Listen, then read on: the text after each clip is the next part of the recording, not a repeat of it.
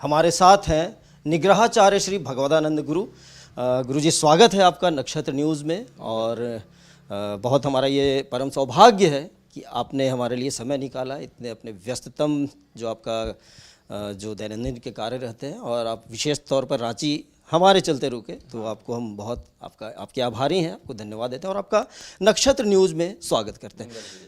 गुरु जी, पहले बात तो निग्रहाचार्य या निग्रह संप्रदाय क्या है, ये हमारे दर्शक इसके बारे में जानना चाहते हैं कि ये संप्रदाय क्या है और निग्रहाचार्य जो है उनकी भूमिका क्या है, क्या कर्तव्य है उनके, और ये संप्रदाय का जो मूल उद्देश्य है वो क्या है, क्या इसके जो प्रचलन में है, और कौन कौन सी ऐसी चीज़ें हैं, कौन सी धारणाएं हैं जिसको ये पंथ मानता है।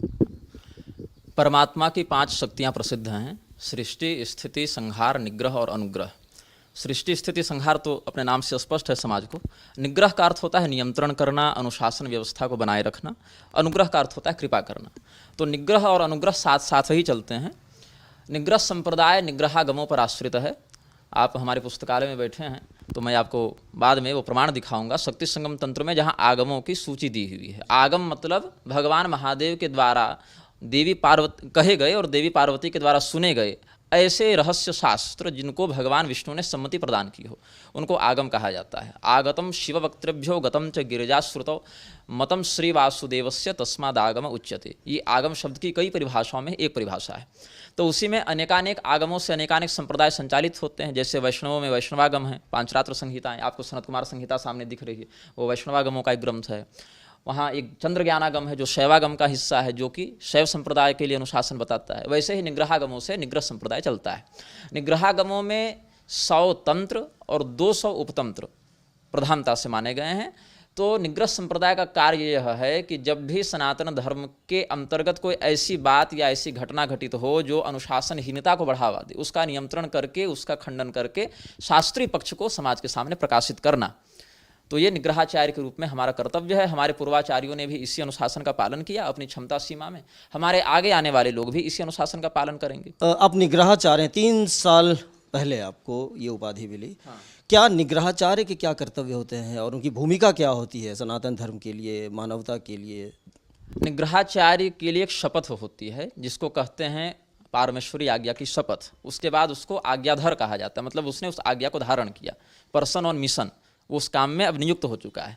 जीवन पर्यंत अपने कर्तव्य का पालन करते हुए बिना किसी से डरे, बिना किसी लोभ में आए, मतलब कोई ऐसा नहीं कि पैसा दे दे तो चुप हो जाएं, या कोई पैसा दे दे तो बोलने लगें, बिना किसी आर्थिक धन, राग, मोह, आसक्ति के दबाव में आए धर्मशास्त्र के सत्य को अपने बौद्धिक सामर्थ्य की सीमा तक प्रकाशित करना, और सामने वाले विपक्षी के कितने भी प्रबल होने पर भी अगर वह अधर्म कर रहा है तो उसका विरोध करना, ये प्राथमिक कर्तव्य है।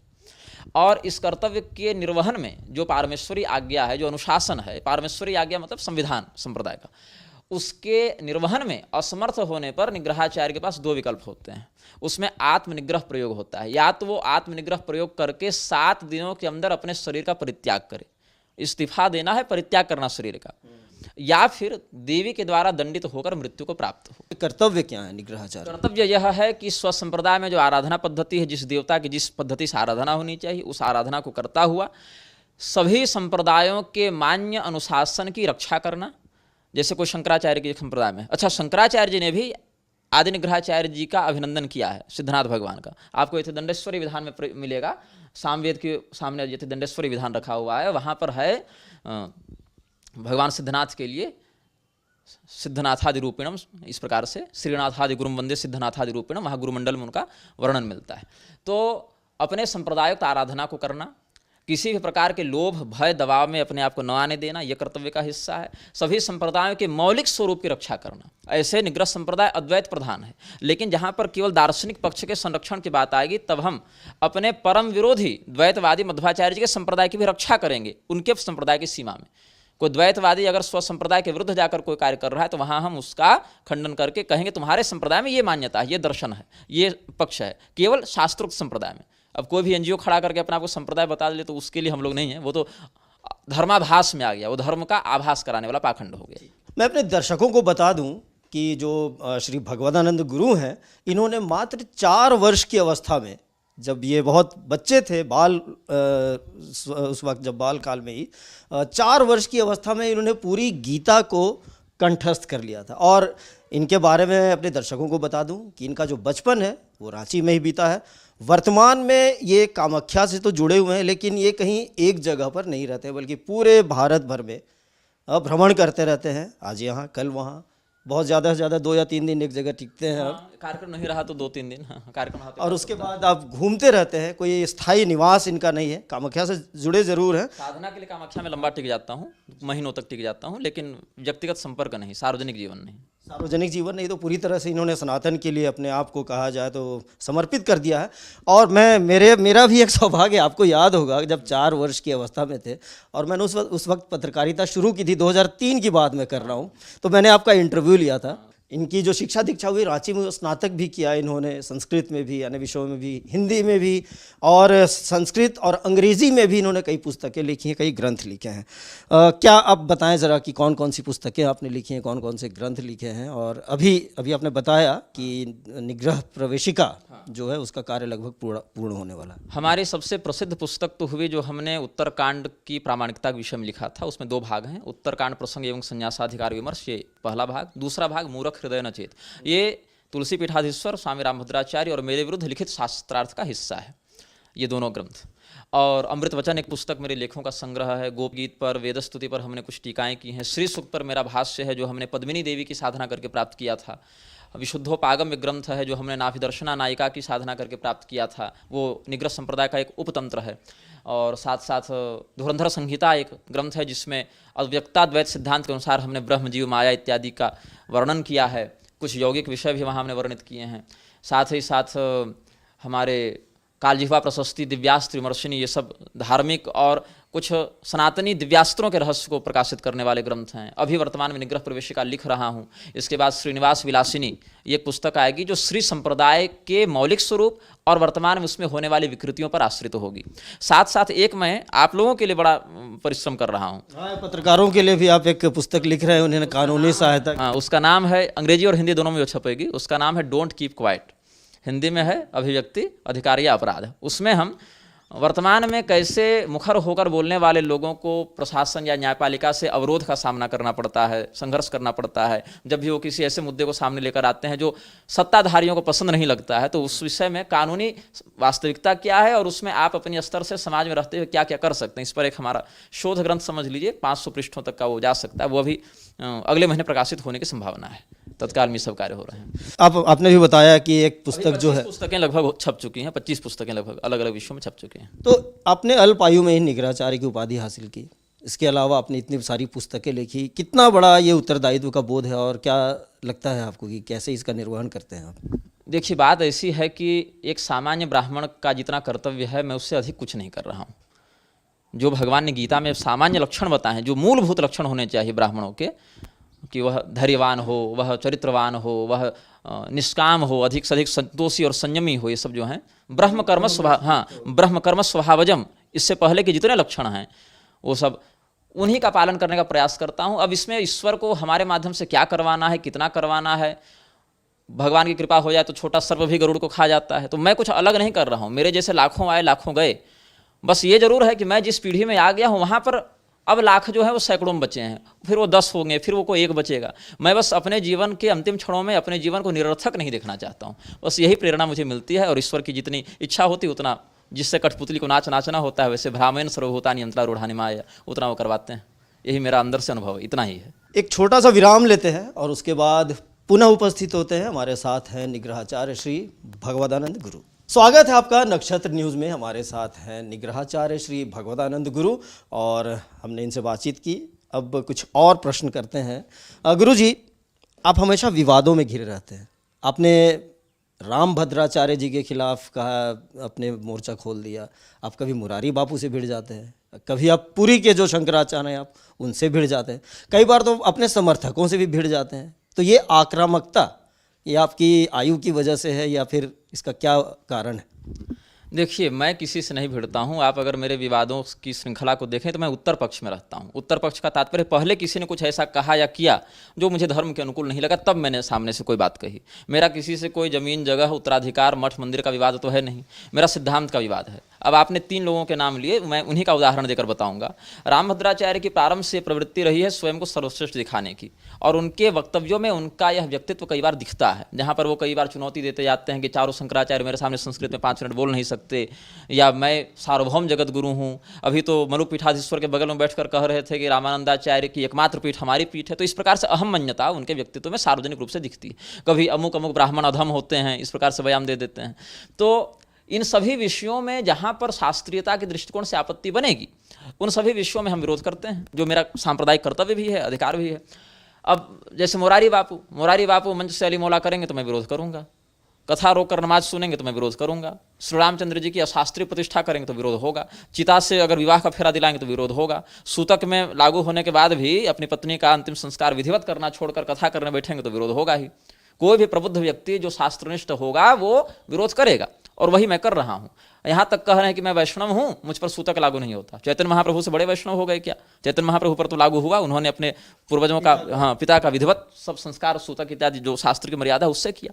निम्बार्क संप्रदाय के स्वयं को बताते हैं, निम्बार्काचार्य जी के संप्रदाय में क्या वैदिक मर्यादाओं का पालन होना बंद हो गया और अली मौला शुरू हो गई? ये सब नहीं है ना। तो हमने कहा पूरी शंकराचार्य जी की बात रही तो उनके मठ में जिस प्रकार के सैद्धांतिक और आचरणगत विकृतियां देखने को मिल रही हैं, जिसकी सूचना उन्हीं के 50 सैकड़ों दीक्षित शिष्य, जिसका प्रमाण सब मेरे पास उपलब्ध है, वो सब मुझे भेजते रहते हैं। तब मैंने ये कहा कि वहाँ जो विकृतियाँ चल रही हैं उसका शोधन होना चाहिए, सुधार होना चाहिए। वहीं पर पढ़ा रहे कई अध्यापक इस प्रकार की शिकायत करते हैं कि उनके परिकर प्रमादी हो गए हैं, उनके परिकर धर्म के विरुद्ध बातें और कृत्य में लगे रहते हैं, चरित्रहीनता से घिरे हुए हैं, ये सब कहते रहते हैं।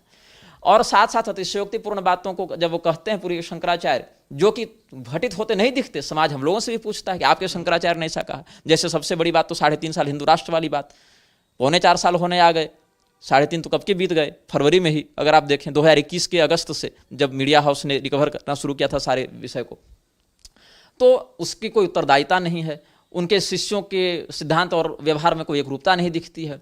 कभी शबरी जी को भीलनी बताना छोड़कर ब्राह्मणी बताने लगेंगे, जबकि भुसुंडी रामायण से हमने कई प्रमाण दिए कि शबरी जी भीलनी ही थी, ब्राह्मणी नहीं थी। कभी कहेंगे गौतम बुद्ध भगवान के अवतार नहीं हैं, जबकि अग्नि पुराण में स्पष्ट रूप से शुद्धोधन पुत्र के रूप में मैं अवतार ले रहा हूँ, इस प्रकार से, हाँ, इस प्रकार से वर्णन है। और इसमें भी विष्णु धर्म पुराण में भी वर्णन है। कई बार कहते हैं कि 4 पीठ 4 ही शंकराचार्य होने चाहिए, लेकिन 2 पीठ के एक शंकराचार्य से समर्थन भी ले लेंगे, लेकिन वही 2 पीठ में उनके गुरुजी ने जिसका अभिषेक किया ज्योतिष पीठ पर माधवाश्रम जी का, उनको नहीं मानेंगे। तो ये सब जो बहुत उलझा हुआ विषय मठ का है। अभी वर्तमान में देखिए, श्रृंगेरी के शंकराचार्य कहते हैं कवि मुक्तेश्वरानंद जी ज्योतिष पीठ के शंकराचार्य हैं, पूरे वाले कहते हैं हम नहीं मानेंगे।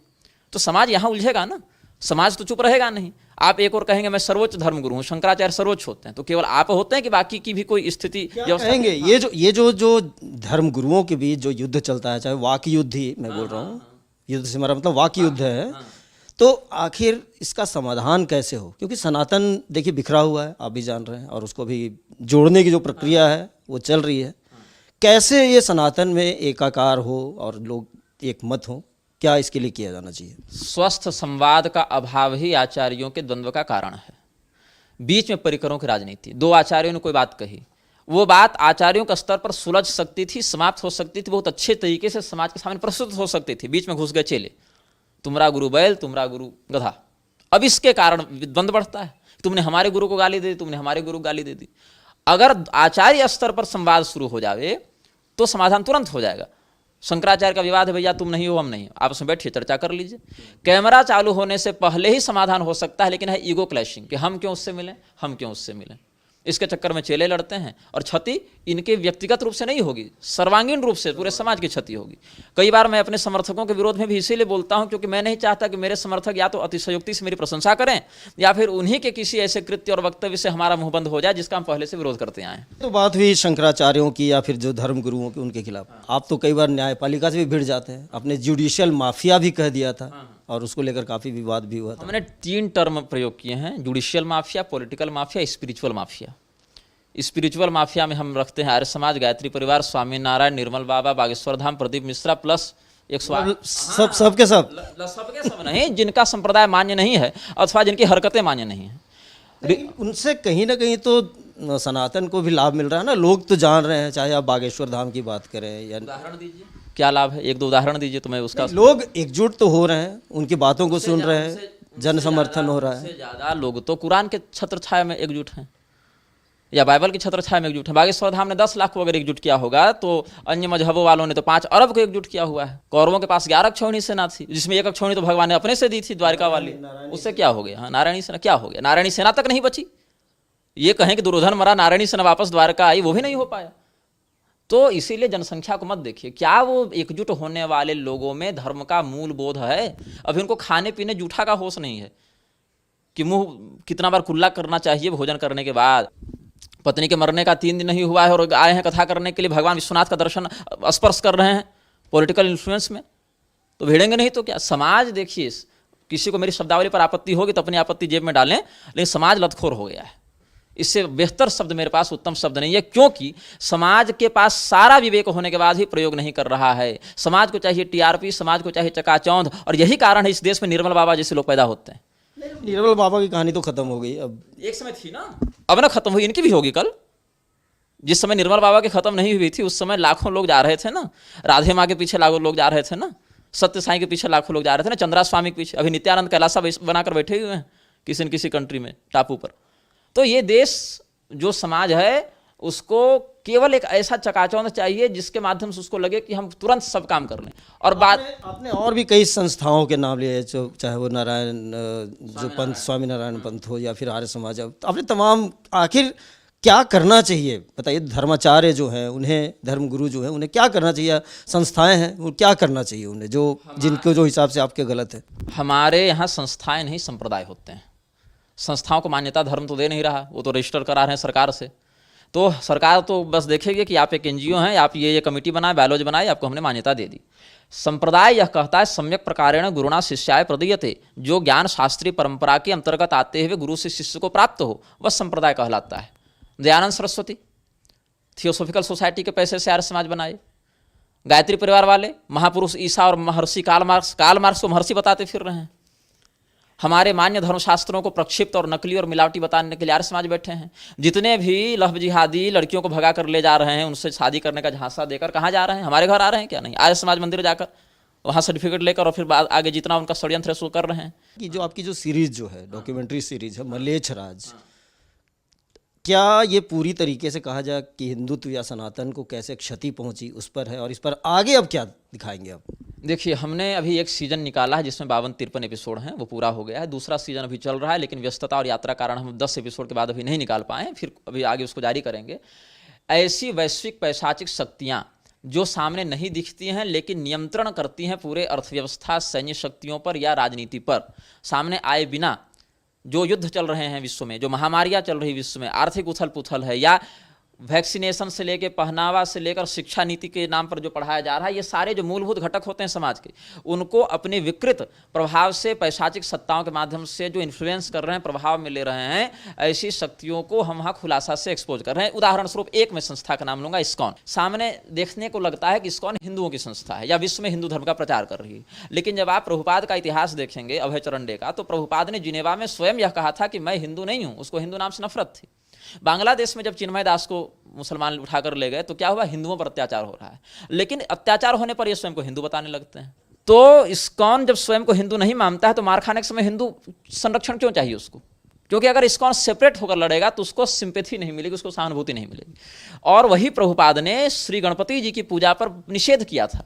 मैं प्रभुपाद के 3 आधिकारिक चित्र आपको दिखाऊंगा, लेटर्स, चिट्ठी मैंने सार्वजनिक किया हुआ है, जहां पर उसने $1-1 लाख का मासिक जुर्माना लगाया है गणेश जी की व्यक्तिगत पूजा करने पर। सार्वजनिक तो भूल जाइए, घर में भी अगर आप गणेश जी की पूजा करना चाहते हैं व्यक्तिगत, तो $1 लाख हर महीना प्रभुपाद को देना पड़ेगा। 3 आधिकारिक पत्र में उसके दिखाऊंगा आपको। रामकृष्ण मिशन कई बार कोर्ट गया है अपने आप को हिंदू धर्म से अलग करने के लिए, और ईसा मसीह क्रिसमस से पूजा करता है। बाहर से क्या दिखता है? हिंदू हैं, वेदांती हैं, सन्यासी हैं। अंदर क्या चल रहा है? अंदर ये सारा चल रहा है। तो मलेच्छराज श्रृंखला के अंतर्गत हम ऐसे ही तत्वों के बाहरी रूप के पीछे के रूप को उजागर करते हैं। और योगदास सत्संग के बारे में क्या है? योगदास सत्संग वाले की स्थापना है बोस्टन में। कहाँ से पैसा आया था? फ्रीमेसन्स ने दिया था। फ्रीमेसन्स किसी संस्था है, उसके विषय में भी 6-7 एपिसोड आए हैं। क्योंकि वहाँ भी ये विवाद आया था कि जब क्रिसमस में और वहाँ पर जीसस क्राइस्ट की भी पूजा होती है। योगदास सत्संग वालों ने जो क्या नाम था योगानंद, परमहंस योगानंद ने महाअवतार बाबा के व्यक्तित्व और नाम की आड़ में अपना बाजार खड़ा किया। आपकी जो आक्रामकता है, क्या संदेश देंगे? ये तो बहुत लंबी चलेगी अगर बस चर्चा को अगर हम करें तो, क्योंकि आपके पास इतने तर्क हैं और आप शास्त्रार्थ, तर्क नहीं है, प्रमाण भी है, तर्क भी है, और आप शास्त्रार्थ करने के लिए भी तैयार हैं। आपने 2-3 शब्दों का प्रयोग किया। जुडिशियल माफिया पर मैं बता देता हूँ, वो विषय रह गया था। जुडिशियल माफिया मैंने इसीलिए कहा, आपको वीएन खरे का एक वक्तव्य याद होगा, पहले जस्टिस रहे सुप्रीम कोर्ट में। वीएन खरे ने स्पष्ट कहा था, बहुत सारे मीडिया हाउस ने चलाया भी था, कि अगर आपके पास पैसा नहीं है तो न्यायालय की ओर न देखें। सुप्रीम कोर्ट के जज कई बार इलाहाबाद हाईकोर्ट जैसे संस्थाओं के भ्रष्टाचार के खिलाफ बोलते रहते हैं। वर्मा जी अभी ताजे ताजे गर्मा गर्म मीडिया को माहौल दे ही रहे हैं जले हुए नोटकांड में, जब महाभियोग लगने वाला है। ऐसी व्यवस्था जहाँ पर जज, वकील, पेशकार सब जान रहे हैं कि व्याप्त है भ्रष्टाचार, लेकिन जब तक सिस्टम में रहेंगे कोई कुछ नहीं बोलेगा। सारे जज किस दिन ब्रह्मज्ञानी होते हैं? जिस दिन उनका रिटायरमेंट होने वाला होता है। उस दिन उनको होता है कि न्याय व्यवस्था में सुधार होनी चाहिए, उस दिन उनको लगता है कि जनता को न्याय नहीं मिल रहा है, बैकलॉग लगा हुआ है। और ये ज्ञान किस दिन जगता है? जब रिटायर होने वाले रहते हैं। सिस्टम में रहकर उसको, भ्रष्टाचार को पोषित किसने किया, बढ़ाया किसने? जो वहाँ गद्दी पर बैठा वही किया। लव जिहाद, क्या कहेंगे आप इस पर? उच्छृंखल समाज जो है वह यौन कुंठाओं को पूर्ण करने के लिए गैर पारंपरिक अनुशासनहीनता का प्रदर्शन करता है। हिंदुओं की लड़कियों में जो आज की शिक्षा नीति और आज के सोशल मीडिया से जो भावनाएं भरी जा रही हैं, दूसरा जिस प्रकार के दवा और वैक्सीन उनको बहुत बचपन से दिए जाते हैं जिससे उनकी प्यूबर्टी जल्दी हिट होती है, तीसरा अन्य लोग जिस प्रकार के षड्यंत्र से योजनाबद्ध तरीके से इन लड़कियों को चाहे तो शारीरिक संतुष्टि का झांसा देकर, चाहे पैसे का झांसा देकर, चाहे टीवी, बॉलीवुड इत्यादि माध्यम से जिस प्रकार की भावनाएं भरी जाती हैं, उत्तेजक भावनाएं, या जिस प्रकार वेब सीरीज के कारण चारित्रिकहीनता फैलती जा रही है, उनको अपने चंगुल में लेती हैं। इसका 2 दुष्परिणाम होता है। या तो उन लड़कियों को विदेशों में ये सप्लाई के लिए, ह्यूमन ट्रैफिकिंग के लिए भेजा जाता है, या तो वेश्यावृत्ति में ढकेला जाता है। 2 ही उसका, या तो वेश्यालय भेज देंगे या तो उसको मारकर उसके अंगों का तस्करी कर देंगे। और अगर ये 2 भी नहीं हुआ, उनको एक संतुष्टि होगी कि हमने काफिर की लड़की को बर्बाद किया, हमको सवाब मिला, हमको जन्नत मिला। कम से कम इतना तो उनको जरूर होगा। सनातन धर्म खतरे में है, आप बता रहे हैं, क्या किया जाए, क्या संदेश देंगे आप? हम कार्यक्रम के आखिरी चरण में हैं। देखिए, धर्म को तो मैं खतरे में नहीं मान सकता। धर्म एको ही निश्चल है। सनातन शब्द जो है वह अविनाशी और व्यापकता का पर्याय है, इसलिए धर्म खतरे में नहीं, धर्म के अनुयायी खतरे में अवश्य हैं। क्योंकि धर्म जो है वह हमारा युग व्यवस्था पर चलता है, कलयुग के अंत पर पुनः सत्युग आएगा, इस प्रकार से हमारा सिद्धांत है। अनुयायियों को इस संकट से बचने के लिए 2 बातों का ध्यान रखना चाहिए। चकाचौंध से दूर रहें, भीड़ देखकर नहीं, सिद्धांत देखकर पीछे चलें, और अपने कुल धर्म पर, अपने घर के वर्णगत, जातिगत, कुलगत धर्म पर, आचरण पर निष्ठा रखें। परंपरा के दृष्टिकोण से बहुत बड़ा कवच है आपका परिवार। जितना अच्छा परिवार का माहौल रहेगा बचपन से, उतनी अच्छी ढाल तैयार होगी, जिसको हमने अपने जीवन में भी अनुभव किया है। क्या संदेश देंगे आप आज के युवाओं को, जो कि आधुनिकता के दौर में कहें या पथभ्रष्ट होने, जैसा कि आपने कहा, चाहे वो वेब सीरीज हो या फिर जो अंधी दौड़ है जिसके पीछे लोग लगे रहते हैं, कैसे बचा जाए और क्या संदेश देंगे इस साक्षात्कार के अंत में? आहार की शुद्धि पहले रखें, नशेबाजी से दूर रहें, चारित्रिक शुद्धि जितनी अधिक रखेंगे, जितने जीवन में उतना आगे बढ़ेंगे। अन्यथा जो युवा वर्ग है वो एक नशे और व्यभिचार की गिरफ्त के अलावा कुछ नहीं बचेगा। जितने आप विश्वविद्यालय देख लीजिए, जितने कोचिंग सेंटर्स देख लीजिए, उसमें एक बहुत बड़ा हिस्सा ड्रग कार्टेल बन चुका है, एक प्रोस्टिट्यूशन में घुस चुका है। जब तक आप जबान पर, मुंह पर और प्रजनन पर नियंत्रण नहीं रखेंगे, तब तक आपका विकास नहीं हो सकता है। क्या खा रहे हैं और कहाँ रमण कर रहे हैं, इन दोनों बातों पर युवाओं को पूरा संयम रखना पड़ेगा, तभी उनकी तेजस्विता की वृद्धि होगी। बहुत बहुत धन्यवाद आपका श्री भगवदानंद गुरु जी, हमारे साथ निग्रहाचार्य। उन्होंने तमाम बातों को बेबाकी से रखा, बिल्कुल स्पष्टवादिता इनकी बातों में झलकती है, और इन्होंने चुनौती दी है तमाम धर्मगुरुओं को भी, और तमाम जितने भी कहा जाए तो अपनी संस्थाएं चला रहे हैं, उनको शास्त्रार्थ के लिए भी पूरी तरीके से तैयार है, और इसका विरोध भी ये झेलते रहते हैं, हमेशा विवादों में रहते हैं। बहुत बहुत धन्यवाद आपका नक्षत्र न्यूज़ से बातचीत करने के लिए। तो आज के लिए इतना ही, मुझे दीजिए इजाज़त, नमस्कार।